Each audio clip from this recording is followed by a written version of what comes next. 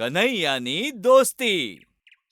અનિલ, સુનિલ અને સંતોષ નામના 3 તોફાની બાળકો હતા અને અજય અને વિજય એમના મિત્રો હતા.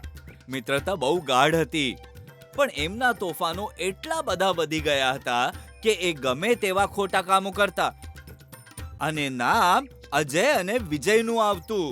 અજય અને વિજયને આ વાતની ખબર પણ નહોતી પડતી, કારણ કે એ હંમેશા આ ત્રણેયને પોતાના મિત્રો ગણતા હતા. એક દિવસ આવું થયું કે અરે મિત્રો, આજે આપણે સાયકલ લઈને જરા પહાડ પર ફરવા જતા રહીશું. ત્યાં બહુ મજા આવશે. હા, બહુ મજા આવશે. અરે પણ આપણે 3 જ ત્યાં જઈશું. એ બંનેને નથી લઈ જવા કે? અજયને અને વિજયને એમને તો સાથે લઈ જ જવા પડશે ને. કોણ જાણે આપણે ક્યારે શું કરી બેસીએ. કોઈ તો જોઈએ ને સજા ભોગવવા માટે. અરે અજય, વિજય, આજે અમે લાંબા પ્રવાસે જઈ રહ્યા છીએ સાયકલ લઈને, એ પહાડી તરફ. શું તમે આવવા માંગો છો? જ્યાં તમે ત્રણેય મિત્રો જશો ત્યાં અમે પણ આવીશું. પણ અજય, તને ખબર છે ને, માં કહે છે કે હાઈવે પર સાયકલ ચલાવવી સારી વાત નથી. આપણે હજી નાના છીએ, આપણે ત્યાં ન જવું જોઈએ. એમ તો હું પણ આવવા માંગુ છું, પણ માં... અરે વિજય, આપણે જલ્દી પાછા આવી જઈશું. ચિંતા કેમ કરે છે? આપણે સાથે છીએ ને, કઈ નહીં થાય. ચાલ, મોડું થાય છે.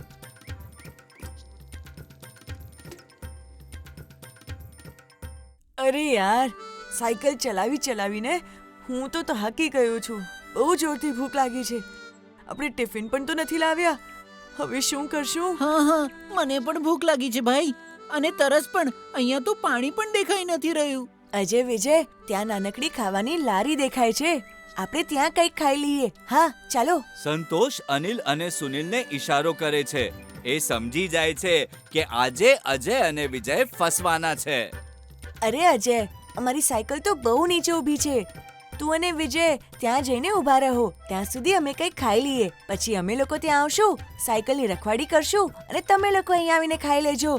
ઠીક છે? ઠીક છે, કાંઈ વાંધો નહીં. જેવું તને ઠીક લાગે. અજય અને વિજય સાયકલની રખવાડી કરે છે અને અહીંયા અનિલ, સુનિલ અને સંતોષ પેટ ભરીને વડાપાવ ખાય છે અને એના પછી જ્યુસ પણ પીવે છે અને પછી લારીવાળાને કહે છે, ભાઈ, એ બંને હમણાં નાસ્તો કરવા આવશે અહીંયા. એ લોકોને પણ આપી દેજો. અને હા, પૈસા એ લોકો જ આપશે. સુનિલ, અનિલ અને સંતોષ સાયકલ પાસે આવે છે અને અજય અને વિજયને ખાવા માટે મોકલી દે છે. અજય અને વિજય ત્યાં વડાપાવ ખાવા લાગે છે અને સંતોષ, સુનિલ અને અનિલ એમની નજર ચૂકવીને સાયકલ લઈને ત્યાંથી નીકળી જાય છે. અરે, આ ત્રણેય ક્યાં ગયા? ક્યાંય દેખાઈ નથી રહ્યા. લાગે છે એ લોકો ઘરે જતા રહ્યા. પણ હવે આ લારીવાળાને પૈસા કોણ આપશે? આપણી પાસે તો પૈસા પણ નથી. અરે ભાઈ, જો પૈસા નથી તો ખાધું શું કામ? હવે મારા પૈસા કોણ આપશે? હા, પૈસા આપો, નહીં તો તમને અહીંયાથી જવા નહીં દઉં. અજય અને વિજય રડવા લાગે છે. ભાઈ, અમે તમારા પૈસા આપી દઈશું, પણ હમણાં અમને અહીંથી જવા દો. અમારી પાસે અત્યારે પૈસા નથી. તો હું શું કરું? અહીંયા શું મફતમાં ખાવાનું મળે છે? હે, મને ગાંડો સમજે છે કે? તમે બાળકો બહુ તોફાની છો. એક કામ કરું છું, તમારી આ એક સાયકલ રાખી લઉં છું. હવે ઘરે જાઓ, મને પૈસા લાવીને આપો અને તમારી સાયકલ લઈ જાઓ. અજય અને વિજય ના છૂટકે સાયકલ ત્યાં મૂકીને ચાલતા ઘરે આવી જાય છે અને પછી ઘરવાળાઓ પાસેથી માર ખાઈને સૂઈ જાય છે, કારણ કે સાયકલ ત્યાં જ મૂકી આવ્યા હતા. અજય અને વિજય આજુબાજુમાં જ રહેતા હતા. એ બંને એક સાથે આંગણામાં સૂતા હતા. એ રાત્રે એમની સાથે કંઈક જુદું થયું. ગાઢ નિંદ્રામાં ગયા પછી ત્યાં બાળકૃષ્ણ આવી ગયા. અજય, વિજય, ઉઠો. જુઓ, તમારી માટે શું લાવ્યો છું. કૃષ્ણ, શું સાચે જ તું બાળકૃષ્ણ છે? અરે અજય, લાગે છે આપણે કોઈ સપનું જોઈ રહ્યા છીએ. ના, હું સાચે જ કૃષ્ણ છું, તમારો મિત્ર. હું એ વાત જાણું છું કે તમે બંને મને બહુ માનો છો, તમારો મિત્ર બનાવવા માંગુ છું. હું તમારી મદદ કરવા આવ્યો છું. મદદ?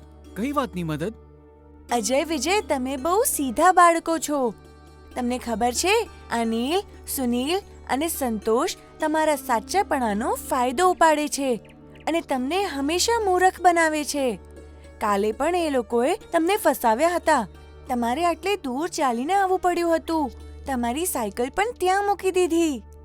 બાળકૃષ્ણની આ વાતો સાંભળીને અજય અને વિજયને પાક્કો વિશ્વાસ બેસી જાય છે કે એ સાચે જ બાળકૃષ્ણ છે અને એમની મદદ કરવા આવ્યા છે. પણ એ ત્રણેય આવું શું કામ કરશે? એ લોકો તો અમારા મિત્રો છે.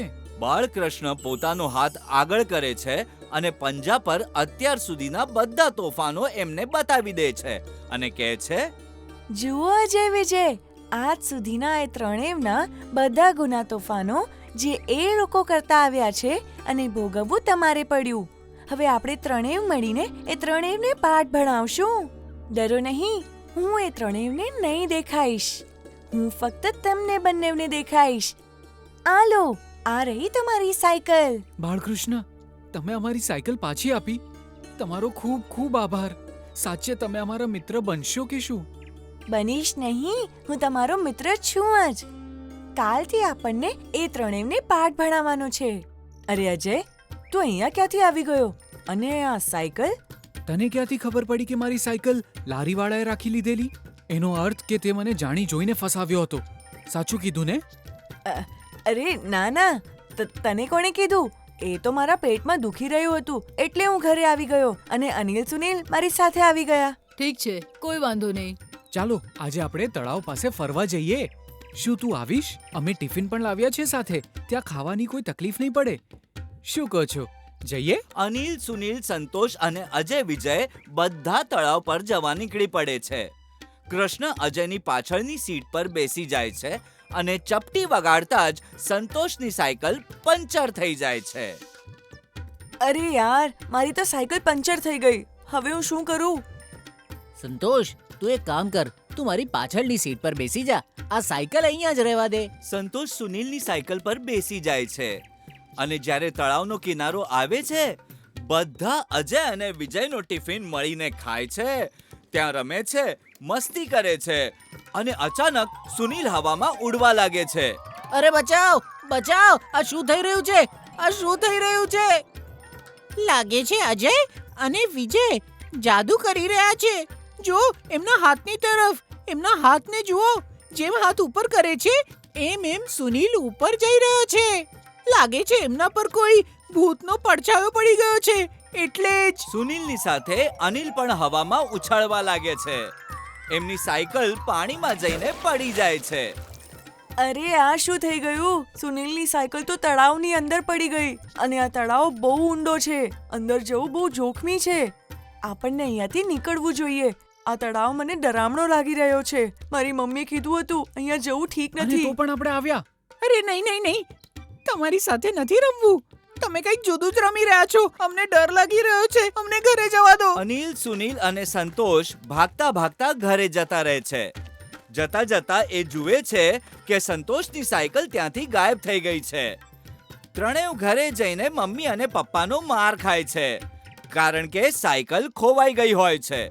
બીજે દિવસે પાંચેય મિત્રો ફરી એકવાર એક સાથે ભેગા થાય છે અને સંતોષ ભાગતા ભાગતા અજય તરફ આવે છે અને પોતાનો હાથ અજય પર ઉપાડે છે. એટલામાં બાળકૃષ્ણ એનો હાથ રોકી લે છે. અરે આ મારા હાથને શું થયું? મારો હાથ કોણે પકડ્યો છે? ખબર નહીં અજય, પણ ચોક્કસ તું કોઈક મજાક કરી રહ્યો છે. અજય અને વિજય બંને મળીને સંતોષ પર હસે છે. અનિલ અને સુનિલને પરસેવો આવી જાય છે. સંતોષના શરીર સાથે અનિલ અને સુનિલ ચોંટી જાય છે. બોલો મિત્રો, ફરી કોઈ તોફાન કરીને અમને ફસાવશો કે? કામો તમે કરો અને નામ અમારું. મજા તમે કરો અને માર અમે ખાઈએ. આ તો સારી વાત નથી ને મિત્રો? અરે ભાઈ, મને માફ કરી દે પણ મને બચાવ. મારો હાથ કોઈએ પકડ્યો છે. બહુ દુખી રહ્યું છે. હા હા વિજય, અજય, અમે તમને નહીં સતાવીએ. અમને જલ્દીથી બહાર કાઢો. અજય અને વિજય બાળકૃષ્ણને ઈશારો કરે છે. બાળકૃષ્ણ એમને જોરથી હવામાં ઉપાડીને ફરીથી જમીન પર પછાડે છે. અરે બાપ રે, કોઈએ જોરથી પછાડ્યા છે. અજય વિજય, અમને માફ કરી દો ભાઈ. ફરીથી તમને ક્યારે હેરાન નહીં કરીએ. અનિલ અને સુનિલ પણ અજય અને વિજયની માફી માંગે છે અને આ રીતે મિત્ર બાળકૃષ્ણને લીધે એ ત્રણેયને બોધપાઠ મળે છે અને પછી ક્યારે અજય અને વિજયને હેરાન નથી કરતા કારણ કે એમને ખબર છે કે અજય અને વિજય હવે તાકાતવર થઈ ગયા છે અને એ તાકાત હતી બાળકૃષ્ણની દોસ્તી. આ વાર્તા પરથી એ બોધ મળે છે કે જેવા કર્મ કરો એવું ફળ મેળવો, પછી એ સારું હોય કે ખરાબ.